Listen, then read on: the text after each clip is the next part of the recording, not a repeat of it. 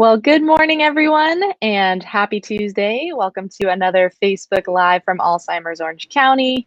My name is Melissa Klabe. I'm the Director of Education at Alzheimer's Orange County, and I'm joined this morning, as I am many mornings, by Ben Allen, one of our programs and education specialists. Hey, Ben. Good morning. So today, Ben and I are going to be talking about communication, which we usually do in some form or another. And today we're going to be focusing on the approach because we both have found as care partners ourselves that the approach is so important, and it really sets the stage for our entire interaction with our loved one or, the person that we are caring for. And so we're going to get into that today. And before we do, I, of course, want to thank our wonderful sponsor, Caring Companions at Home. They are committed to providing seniors with quality in-home care. They have personalized and affordable in-home caregiving services and give their clients companionship they need to maintain their independence while remaining in the comfort of their home. They have a 4-step process I've mentioned before. They have a home visit to assess your loved one's needs. They develop a detailed plan of care. They have a caregiver matching system for you to choose the best fit, and then periodic visits to assess and modify your loved one's care. We value their partnership and their sponsorship so much. And if you are interested in learning more, please visit Caring Companions at Home. Thank you again. All right, Ben, let's get into it. So why does our approach matter? So here's what I think is really important. And it's what we call the compassionate approach. Life for our loved ones is hard. And when we understand that, we can approach them with compassion, appreciating what they're going through. And the communication process is very complex. We tend to think that we just say what we want to get across. Task done, let's move on to the next thing and check it off. And it's not that simple, and we can't do it quickly. We have to consider a lot of different factors. And complex tasks are just difficult for our loved ones. And sometimes we can't really understand that. For us, we think, oh, that's easy, just do it. For our loved ones, it just doesn't work that way because of what the disease, whatever kind of dementia it is doing to their brain, that they simply don't have the ability anymore to perform certain tasks. And that includes communicating, whether it's expressive or receptive. It is difficult for them. And we need to recognize that. And so that's fundamental to the approach. I loved what you said, and I'm thinking back to, so I actually majored in communication in my undergrad days, and I learned a lot of things that I forget. Yeah, but one thing that I always remember that always stuck out to me is, so one professor said, it doesn't matter what you say, it matters what the other person hears. That's good communication, knowing how your message is coming across. And I think it's so difficult for us, especially if it's a loved one that we've known our whole life, a parent or a spouse, and they've always been able to communicate with us a certain way. And so we kind of expect that to just continue. And because we can't see the changes that you're talking about happening in their brain, it can be really hard for us and take a long time for us to come around to the fact that we're going to need to change something about our approach, because our usual typical ways, even though they've worked for many, many years, are just not going to cut it anymore. And we're kind of doing them a bit of a disservice if we try to continue the old ways instead of finding kind of new ways to break through to them. Yeah, if we're operating on habit and assumption, we are fully convinced that they can do certain things because they've always done it. We've got decades of habit behind us, and they don't have that ability, and nor do they have the ability to compensate. They try really hard to compensate for the loss that they can sense, whether intellectually they're fully aware of it. They sense it. They know it's difficult, and they're trying really, really hard. And of course, whenever we try hard at something, it often just makes us tense and makes the task more difficult. So it's our job to adjust. So when we talk about the compassionate approach, and when we've done this workshop in person, we talk about checking the environment. That's part of the approach. Um, and being prepared to adjust. It's our job to adjust, to find a way to make it work. Absolutely. So why don't we talk about an example scenario? This is probably very common for many people. So I'll read through it. It's time to get ready for a doctor's appointment. You're taking your loved one to the doctor, and you, the care partner, walk into a room and your loved one is contentedly engaged in an activity. Maybe they're looking through a photo album or watching a show, but you got to go. It's time to go, right? So what is the first thing that many of us do? So we tend to just walk right in and start talking and say something like, okay, time to go to the doctor. Right. And we're rushing. We aren't taking time to think about how's that going to be received? And am I ready? Because I need to be prepared. I need to adjust before I even start talking. And I think many times, and I've been guilty of this, even if I have kind of a sing-songy voice, okay, it's time to go. I'm yelling it from the other room. They can't even see me. I'm, grabbing my keys. We're ready to go, and to them, it's like, what doctor's appointment? They're not quite even in the same frame of mind, and we haven't given them nearly enough time to kind of process what's going on. So that can obviously lead to less than ideal outcomes, right? We kind of get into an escalated or heated situation. So what's a more ideal approach? So for me, number one is breathe. Take the time to take a deep breath, maybe 2 or 3, to prepare myself. And then come in relaxed. And that can be hard because we may be running short of time. And we're driven by that clock. So part of adjusting is anticipating how much time this is going to take a lot longer than it used to. So we come in, assuming my loved one's sitting at the table, and she's not even looking at me because she's involved in some activity. I need to sit down, ideally opposite, where she has the full benefit of seeing my face. Our tendency is I'm distracted. Maybe I'm at the sink and I've got my back or side to her. She can't even see me. Water running. Yeah, all kinds of distractions. And so I want to get face to face, because so much of communication comes through observing facial expressions. And she needs to see my lips move to help process and understand the words. I mean, we all do that. Whether we're good at lip reading or not, we are still looking at a person's lips and seeing the words the sounds being formed, and that gives us cues to understand what's being said. Anyway, we come to the table, sit down, get to eye level, because again, full view. But one of the impairments has to do with the vision and what's happening in the brain of a person with Alzheimer's or another kind of dementia.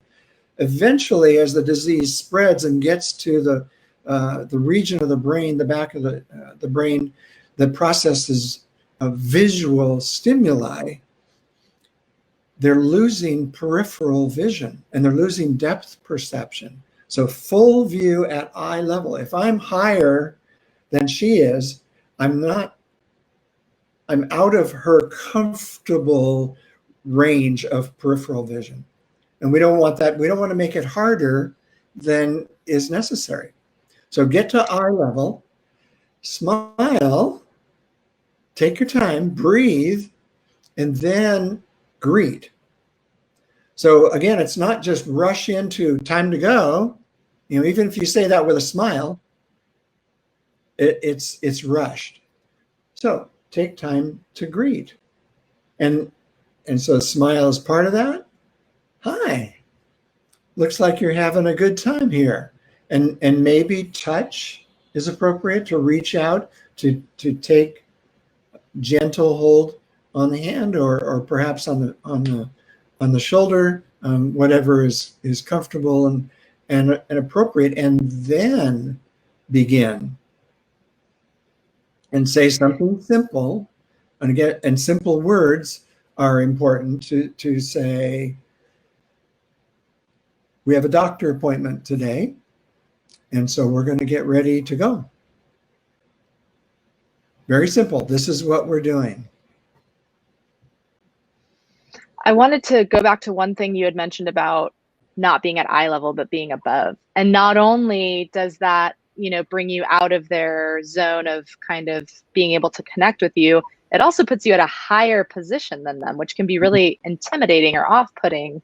So we always say, eye level or below eye level, like make yourself even lower a little bit. And that can help as well. Put them in a position of power. Mm-hmm. And that's one less thing that you are kind of, hanging over them, figuratively and literally. So, absolutely. Yeah, another challenge with the vision, as they lose depth perception, and peripheral vision, they get tunnel vision, and they're focused downward, looking where they're going or looking at a Right. task.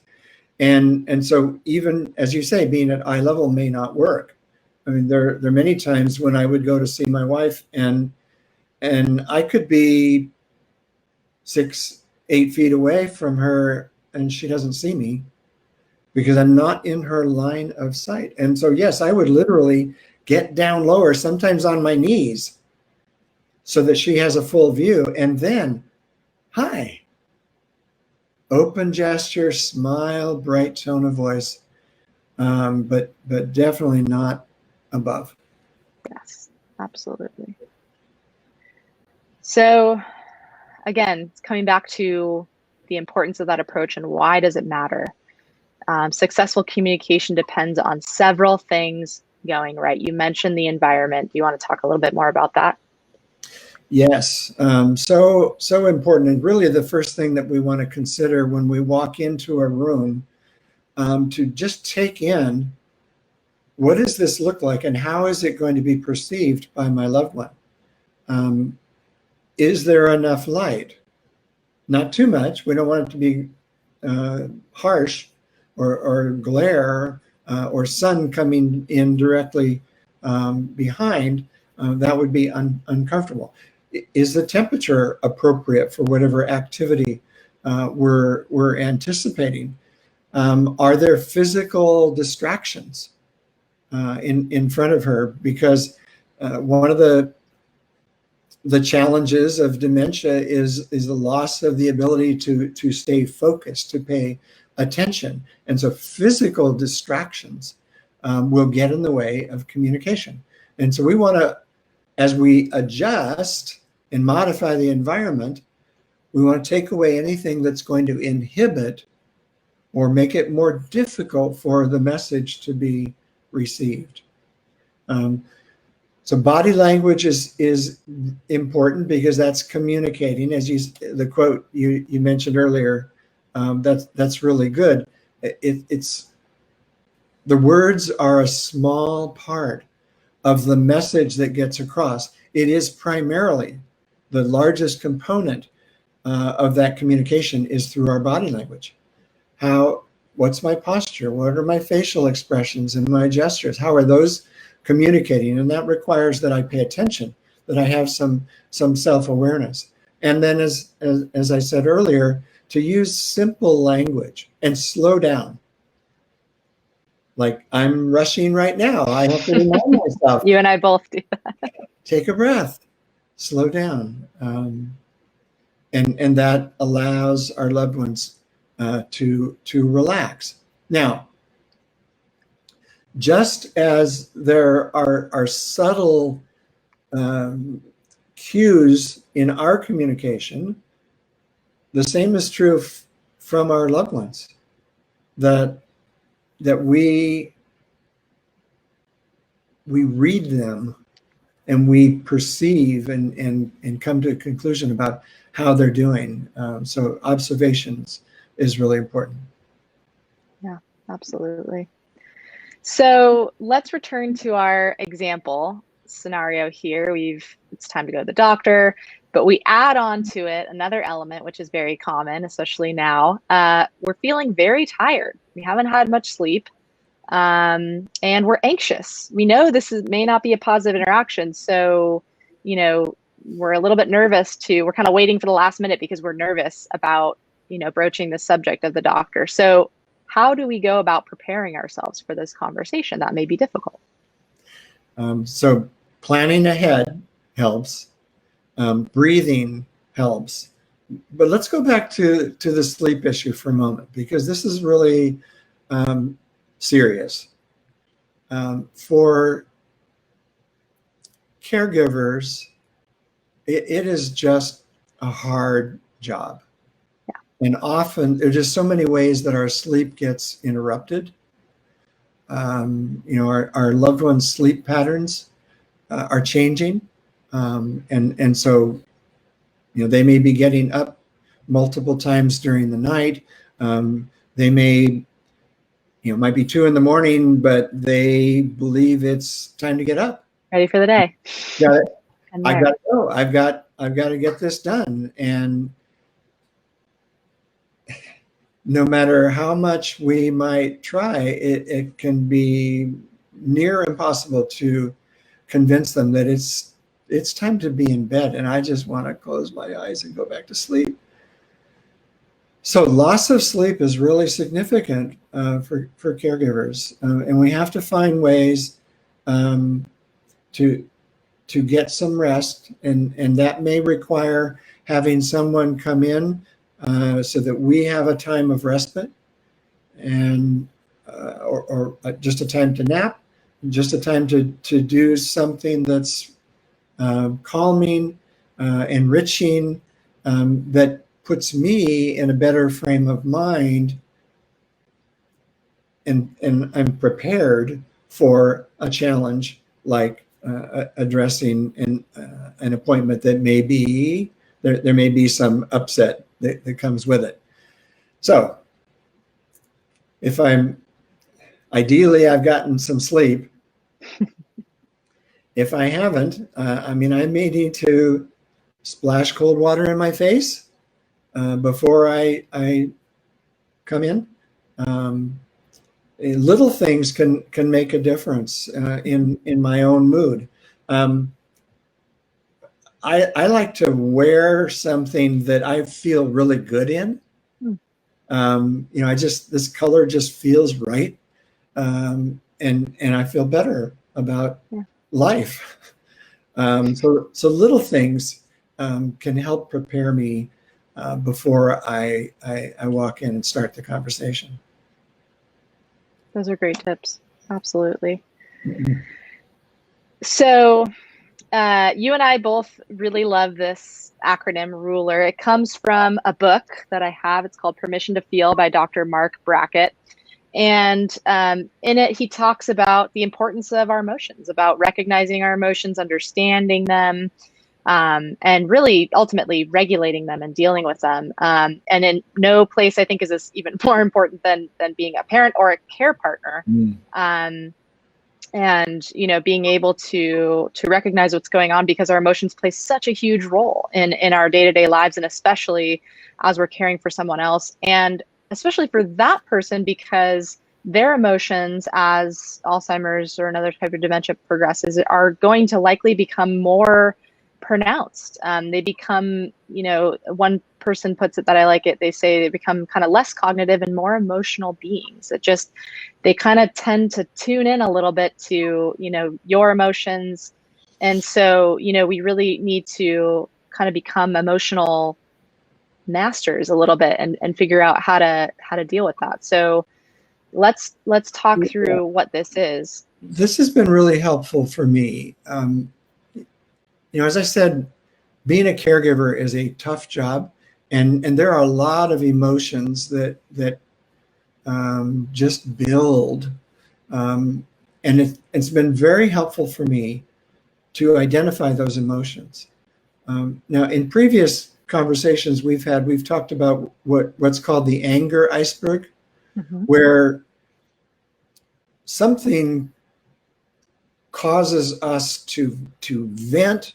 There may be frustration or anger, and that's the emotion that's visible, an iceberg above the water. But there is much more to those emotions that's below the water, like an iceberg is vast below the water, and we only see the tip. So what is leading to that frustration or anger, for example? That's what I need to identify. Whatever it is, it could be grief.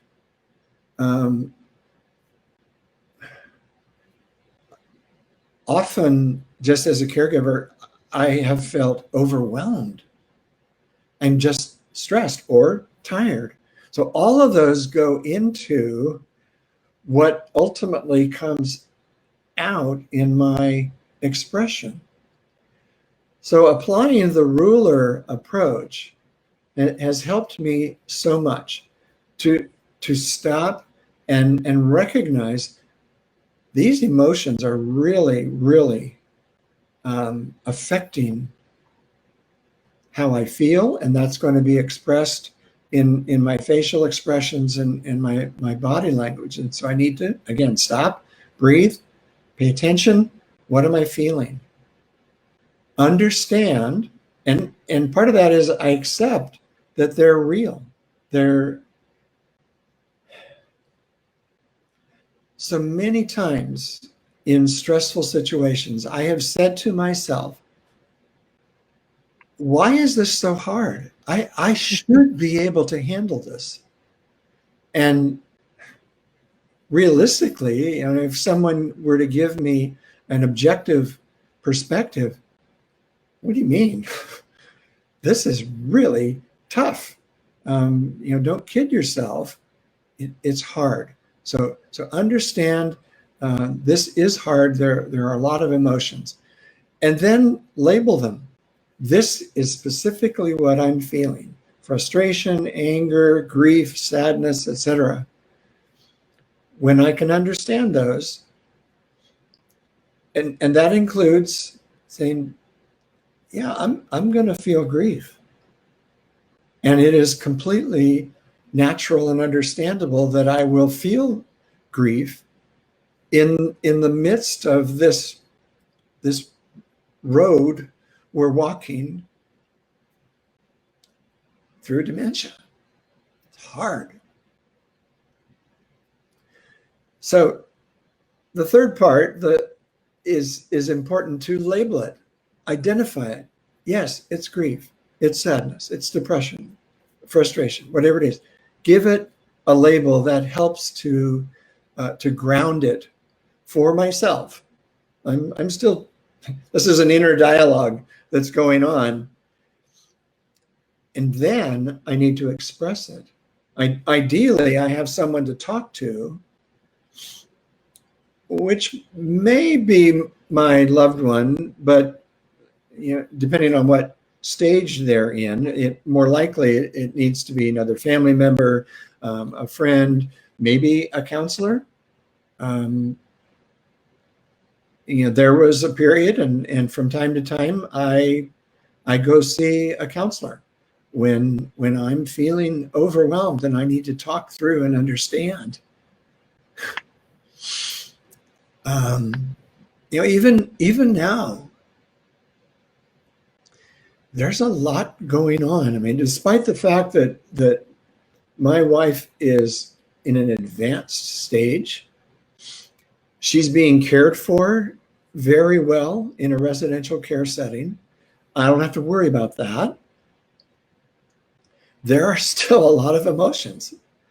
And some days I need help, and I need to be able to talk, to express Once I've done that, then the process of regulation, I can say, okay,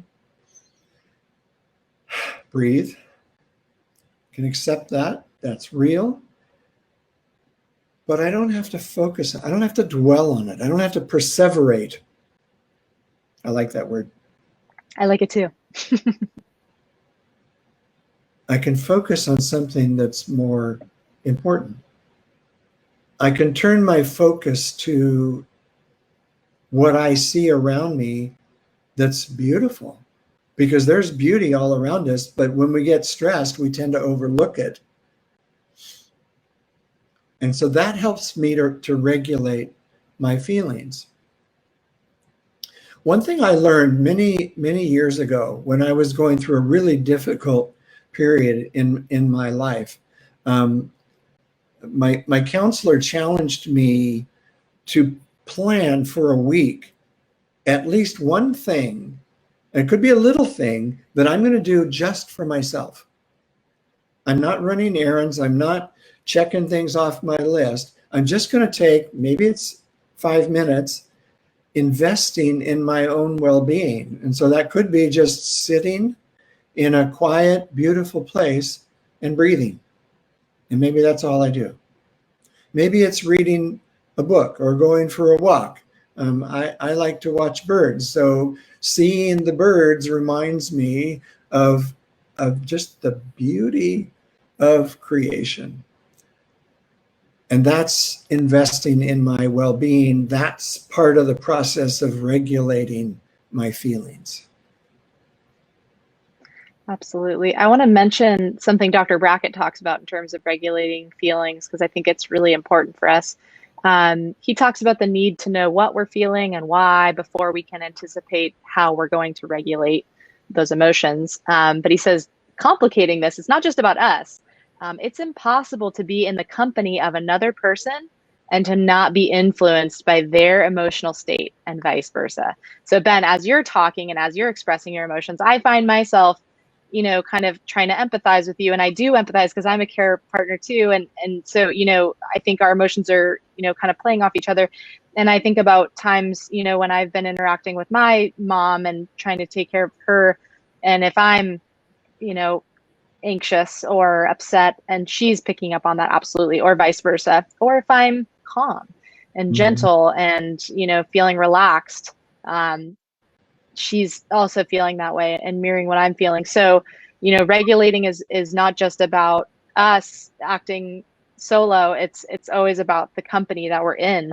And so I think that's really important for care partners to understand. One other thing I wanted to mention that is important when he talks about understanding our emotions is, he says, which is something that we say a lot too, if we're to just focus on behavior or to just focus on even what they're saying, an outburst, rather than what might have caused it, that's focusing on the symptom rather than the disease. And this distracts us from figuring out what the underlying causes might be to someone that's upset. And so, as we say a lot, we need to be good detectives and figure out, he uses the example of a child saying, "I hate you," to their parents, right? I'm sure I've been guilty of that as a child. I regret it, of course. I didn't mean it, as most children don't. But in that moment, what's happening? They are not able to articulate what they're actually feeling. And so what comes out is this outburst. And we're able to understand that with children. We're able to say that's just, their emotions are so heightened and they really don't have the tools to articulate what they're feeling. But when it happens with our loved ones who are older, they're adults, for some reason, it's harder for us to understand that same principle is applying. They don't have the tools right now to tell us what they're feeling. And so it comes out as, this outburst or this behavior or distress or whatever you want to call it. And so we really, we do a disservice by just trying to smash that out to just get rid of that distress in the moment, rather than trying to figure out, especially if it's a recurring thing that's happening a lot, is there anything we can do to be proactive or, to help to, look at the environment, look at our approach and figure out what we can do. Mm-hmm. Yeah, that's really really good. We have to address emotions before we can move on to facts. And so recognizing my own feelings and observing, perceiving how my loved one is feeling, and speaking to that. However you say that, I can see you're really frustrated. To acknowledge those feelings helps our loved ones relax. Say, finally somebody cares and somebody understands what I'm dealing with. Makes all the difference. That's part of the compassionate approach. And we all want to believe that we have compassion, that we care about people. The challenge is, we've got these decades of habits, patterns, that how we've interacted over the course of our relationship, but things are changing. I don't want them to change. I don't like change. I want things to stay the same. I need to recognize that they're not the same. They're not going to stay the same. They're not going to go back to the way they were. So let's figure out how we can move forward. Absolutely. I wanted to mention a comment that actually my old friend Brett commented here. If it makes you feel any better, I still struggle when my 4-year-old bursts out, "I don't love you," when he doesn't get his way. It's hard not to be hurt regardless of age. And I agree. I mean, the hardest thing is not taking it personally, right? And that's another thing we talk about. We say, don't take this personally. It's not, but that is way easier said than done. No matter if we're, a parent or a caregiver, it's never easy to hear those things. Our first reaction is, of course, to take it personally. But we need to figure out a way to kind of separate what's going on. So you talked a lot about slowing down, the importance of slowing down, breathing. Simple in concept, really difficult in practice, I found, and I think most of us have. But it's such a simple thing that can really make a huge difference. I mean, just taking a few breaths and centering yourself before going into what may be a challenging situation, slowing down, breathing, adjusting your body language, observing, picking up on their body language as well and facial expressions, and then responding. And I just want to add, those are all really great and very beneficial. During that time of breathing, I might just look out the window, see flower or sunset or the clouds in the sky or a bird, whatever it is, and take that moment to appreciate. What a gift to have this beauty in this moment. And that's going to come out in my expression. It's going to be evident in my face. And so that's going to help me prepare, and it's going to allow my loved one to relax and just feel that things are okay. Yeah. We can convey that sense of peace. Absolutely. Yeah. So let's kind of wrap up here by talking a little bit more in detail about diffusing what may be an escalating or a volatile situation. How do you approach your loved one when they're really upset? Now, the goal is that we don't get to that point, right? That we try these strategies, that we're proactive and we're able to, not get to this point where we're so heated. But it's going to happen from time to time, right? Hopefully these incidents are few and far between. But what if, our loved one is already at that point? Their emotions are escalating. They're, accusing us of things or venting. What do we do? Yeah.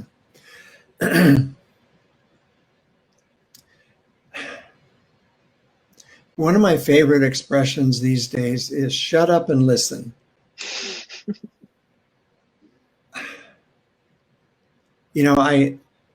I would like to think that I have all the answers and I know how things should go. And if you'll just follow me, it'll be okay.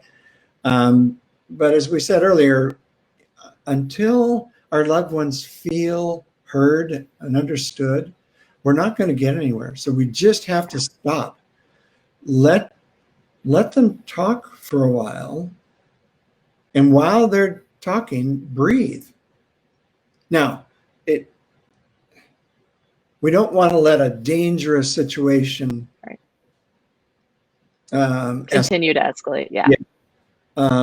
So, yeah, I mean, if there really is a physical threat, then we need to take some action, and that might be leaving the room. I mean, I use the example where I might say, "Hold on a minute, I need to go move the laundry," and I go out to the laundry room and I stand there, and what do? Breathe. Breathe. I'm not doing laundry.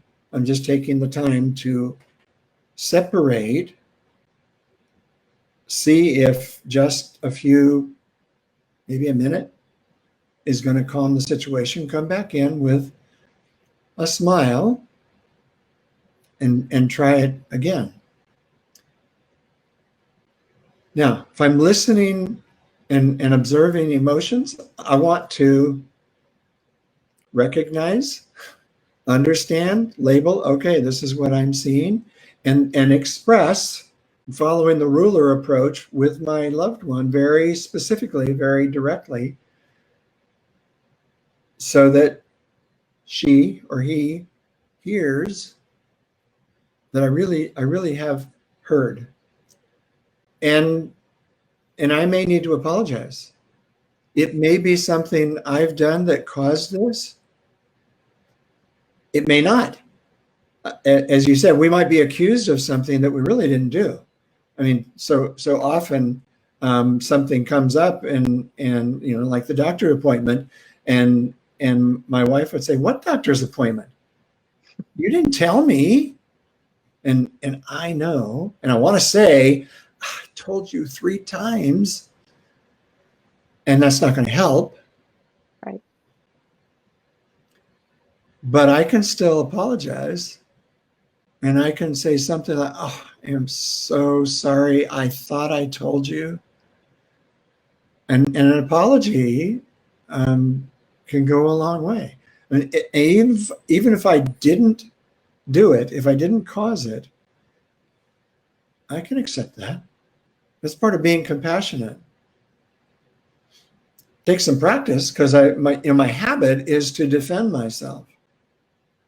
But if I can apologize,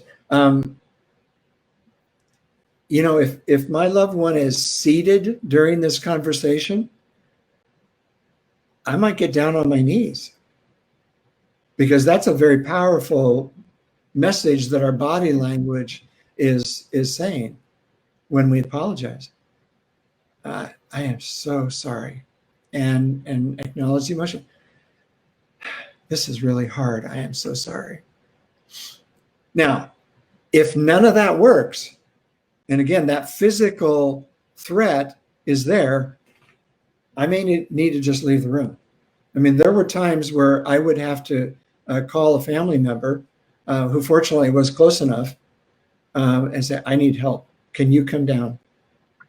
And usually that would help diffuse the situation. So having someone to call in a crisis can make a big difference. Of course, that requires some planning ahead.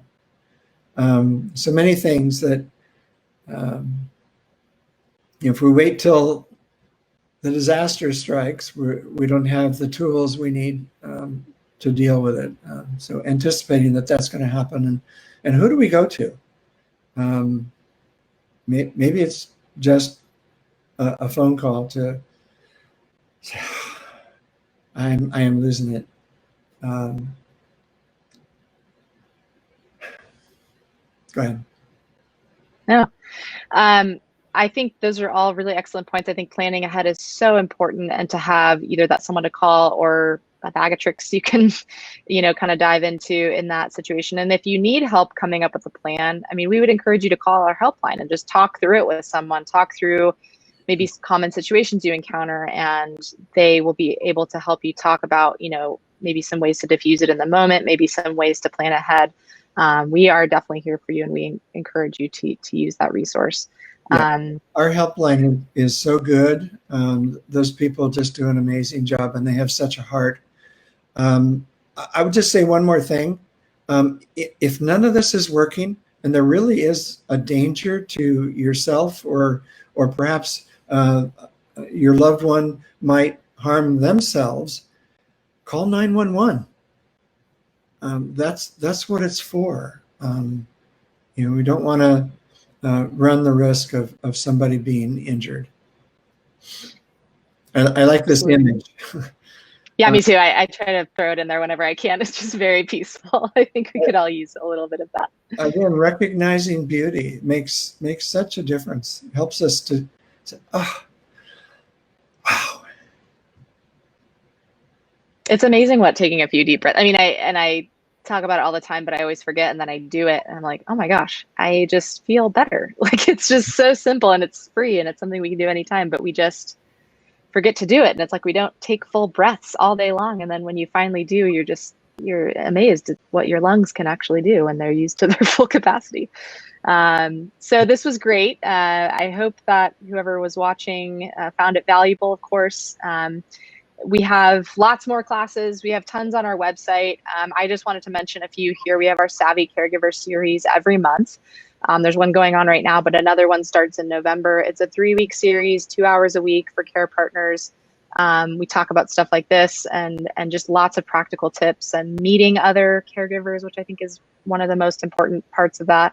And so we really encourage you to do that. We also have a series we call Living Well with Early Memory Loss. It's meant for people with mild cognitive impairment or in the early stages of dementia, and a care partner or a friend or someone to attend with them and kind of, again, meet other people in similar stages, talk about what you can do, planning, brain health, all good stuff.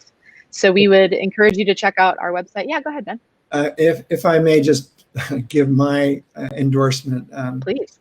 My wife and I went through the early memory loss workshop together. It was great. It was really, really a good experience. I went through the Savvy Caregiver, just learning about how to be a caregiver. I did that twice, and got a tremendous amount from it both times. So I just heartily endorse both of these. Thank you for that. That's wonderful. We have a few comments. Thank you for today. Again, it's our pleasure, and we're so glad that you've decided to spend your morning with us. We know everyone has a lot going on right now. We would love to see you at our walk this year. It's virtual. It's Saturday, November 14th. We'll have some live stuff streaming in the morning, and then you can walk or run from wherever you are. It's a great way to, be a part of our community, help support things like this education program and other services we have. We rely a lot on our community, on donations and support. So, even just signing up and starting a team is a wonderful way to help support us. So we hope you would sign up. It's alzoc.org/walkrun, and I'll put that in the comments as well. Again, thank you so much to our sponsor, Caring Companions at Home, and our helpline, as we mentioned, always ready for your calls. We have a closed private caregiver support group here on Facebook, and lots more information on our website. Anything else you'd like to add, Ben? Well, just thank you. It's such a joy to do these conversations and to get comments like we're seeing today, to know that our viewers are getting some benefit. It touches our hearts, and we're grateful. So it absolutely does. Thanks, Ben. I'll see you next week, Ben. Ben and I will be back next week. Again, back-to-back weeks. We're going to be talking about getting past the words, those pesky words that we often lose, unfortunately, with progression of dementia. But there are some ways to get past that. So join us again. See you next time. Bye-bye. Thank you. Bye-bye.